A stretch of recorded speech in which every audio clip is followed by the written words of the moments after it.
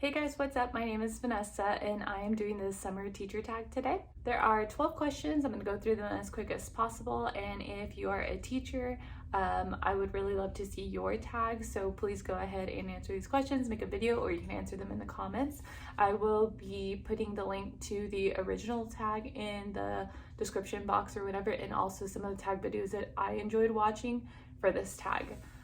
Okay, so there's 12 questions. Let's go ahead and jump in. I'm not going to put the questions on the screen, but I'll go ahead and put it in the description box as well if you want to go ahead and join. So the first question, I have them written down here, is where and what do you teach? So I am a high school math teacher. I teach in Texas. Last year I actually taught honors geometry and honors pre-cal. I'm also a STUCO advisor, so I have student council for a class period, a leadership class. This upcoming year, I'm going to be teaching honors pre-cal and on-level pre-cal. Our school has never had on-level pre-cal before, so I kind of pushed for that to happen, and they gave it to me, so I'm really excited. Question number 2 is, how much of your year was fully remote versus hybrid versus fully in person? So throughout the entire year, they gave students the option to be completely remote. However, me being an in-person teacher, I did not have to deal with any remote students. So even though there was a virtual aspect, I didn't have to do that. At the beginning of the year, we were on a blue-gray schedule along with a block, which was kind of frustrating. Kids were only on campus about 50% of the time. So if they were a blue student, they may only be there on Monday, Wednesday. And if it was their Friday, they would be there on Friday. And if they were a gray student, they would be there Tuesday, Thursday. And again, if it was their Friday, they would be there on Friday. However, whenever they would come to class, they would be on a block, which meant that they went to first and eighth, and then evens or odds. So I only saw a specific class period unless it was first and eighth. So like second period, I only saw them once a week unless it was their Friday to come to school. So it was very difficult to learn names quickly because I didn't actually get to see all of my students like enough for me to remember names, and I'm already really bad with names as it is, so that was difficult. I want to say that lasted like the first 9 weeks.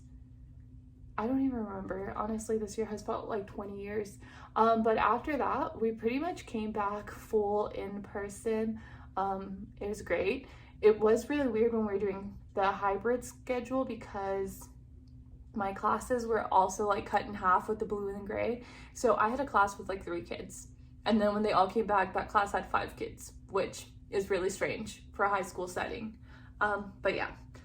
Question number 3 says, what are you planning to do on that first weekend of summer break? So technically we're done with students, but we still have professional development for 2 more weeks at school, which is a very long time. I'm not actually out till June 11th. So this is kind of my first weekend without kids, but it's not exactly my first weekend of summer because I still have work. But this weekend I literally just lounged. It was so much fun. I slept in, and I mean like till 11 or noon because I can sleep, and I didn't leave my room, I didn't leave my bed. I binge watched Gilmore Girls, which I'm still doing, and yeah, and then I was like, oh, I should make a video because what else is there to do? But yeah. And then so the next question, number 4, says, how does your summer morning routine differ from your school year morning routine? Like I said before, I love sleep. So during the school year, the mornings are rough. I have a 4-year-old who is in daycare. Next year he'll be going to pre-K, and just getting us together and awake and in the car and to school on time is hard.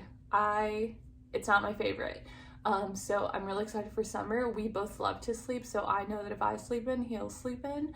So I'm looking forward to just being lazy, having late breakfast, watching some TV together. It's gonna be fun and definitely very different. I really do hope that we don't stay up super late because both my son and I can stay up till like 3 in the morning watching a movie and then not wake up till 3 p.m. the next day, which is kind of a problem, especially because my husband's like an early riser. He wants to be up at like 7 a.m. and it's kind of a problem. Number 5 says, what's on your reading list? So actually, I haven't been able to sit and read since February when I got COVID. It's been really hard for me to concentrate. So one of my big goals this summer is to get back into physically reading. I have been listening to audiobooks, but even that's been hard to like keep my attention. So some of the things on my to-do list first and foremost is to finish No Exit. I'll put a picture. I don't even remember who the author is. I have been reading this book for like a month. Okay, 2 months, but I took a month break and I'm about 50% done. My library, what is it called? Like, I borrowed it from my library and it's up. So I'm gonna either see if I can borrow it again. I think I left my Kindle on airplane mode, so maybe it's still there. I haven't even checked in a month. So we will see, but that's definitely the first thing. I'm also reading Then She Was Gone. I believe that's by Lisa Jewell. And I'm actually reading that with 2 of my students who just graduated this past Friday. One of them reached out to me and said that she really wanted to keep in touch and she thought it would be great if we could start a book club because we did that during quarantine. And it just warmed my heart and I was like, yes, let's read this domestic thriller. So we're reading Then She Was Gone. And then I have a whole list of things on my Libby app that I keep pushing back the dates for when I'm supposed to receive them. I know that Honey Girl's on there. The new Abby Jimenez book is on there. I just put a hold on Malibu Rising, but it says it won't be ready for like 16 weeks. But I really want to read that. There's a bunch of books that I want to read. Number 6 says, what's on your watch list? Like I said before, I'm watching Gilmore Girls, but this is like my 7th time, maybe 8th time watching it. I could literally pick up on any episode and be content. I think I'm on season 5 out of 7 seasons right now, so I'm gonna finish that up. And then I really want to watch the new season of Handmaid's Tale. I've only watched 1 or 2 episodes, but I hate waiting forever for the next one to come out. So I might wait till they're all out and then just binge it.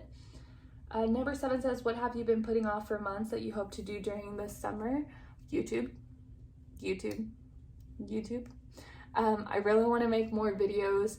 I want my channel to go in the direction of being still like a booktube. I don't know why I forgot that word. Like a booktube channel, but also I want to focus more on teaching and just lifestyle stuff. There's so many things that I'm interested in, and I have a very addicting personality, so I might be really interested in something like 1 week and then I'm just not interested in it anymore. And I know that a lot of things on YouTube and they're like, oh, if you want to grow your YouTube channel, you need to like pick one thing and stick to it. But I mean, I don't really care. I make these videos for myself, and I want to be able to look back on things that I'm proud of. So I might be doing like a finance video. My husband and I have been trying really hard to pay off our debt, and we've actually been extremely successful. So we have some major goals coming up in December, and I don't know, I might make a video over that. And then also just, I don't know, vlogs. We'll see what happens. Number 8 says, do you have a summer job or a side hustle? Absolutely not. This summer is so short because COVID pushed us back, and then we have to have our 187 days. So we started 3 weeks late, I believe. So we're ending about 3 weeks late, maybe 2 weeks late, I don't know. Like I said, we don't end till June 11th, and then we start up again August 18th is the first day back with students.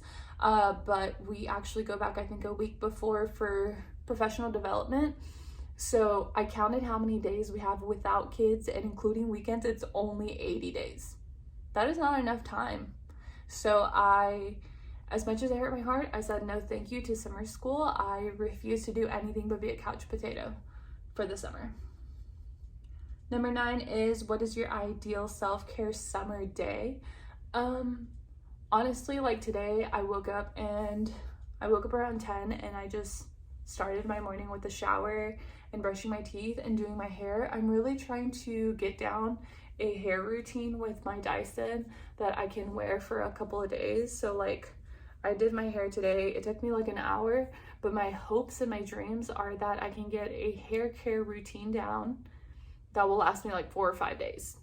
because just recently I went from washing my hair every other day to washing it like every 4 to 5 days. But I'm trying to find a style that will actually look good for that long. But yeah.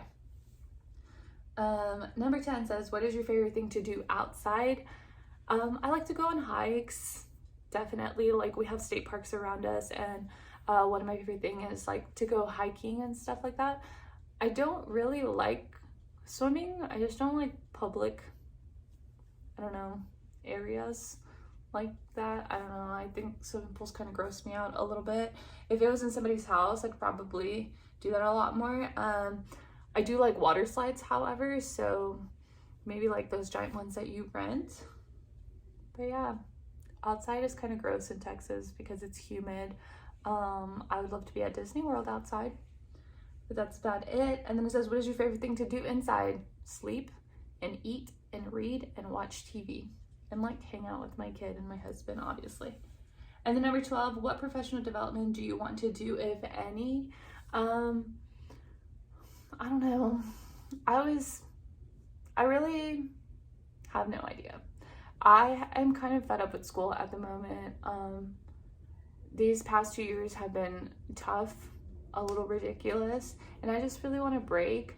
Something that I am excited for during the summer that is kind of related to school, not really PD, but our Stuco is doing a summer camp this year for the first time, and I'm really excited to get to plan that with my co-advisor, who is really awesome. So we're thinking about doing a lot of like icebreakers and team building stuff, and then just planning for the year, which is really exciting.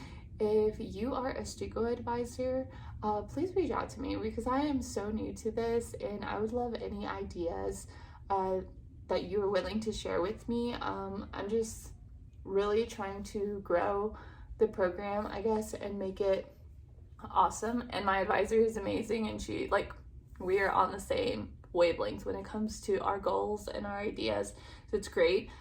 We just kind of need a little bit more to make it happen. But yeah, that was question number 12. Those were all the questions for the teacher summer tag. Thank you so much for watching, and if you made it this far, please go ahead and hit like and subscribe. It really helps me out. Yeah, bye guys, have a good summer.